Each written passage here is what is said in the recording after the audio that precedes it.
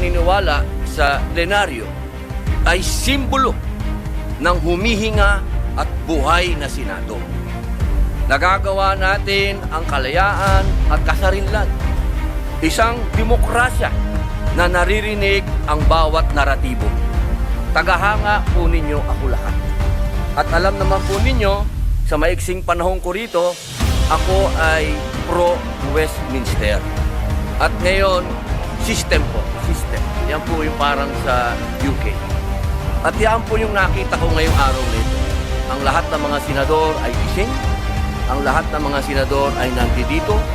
Ang lahat ng mga senador ay nagtatrabaho sa ayon sa kagustuhan kong makita ko ang bawat debate at ang bawat opinion ng bawat isa.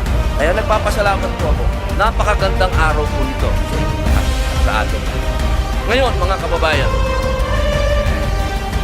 gusto ko pong malaman ninyo na ako po ay nagbibigay pugay sa lahat ng nanonood sa atin ngayon.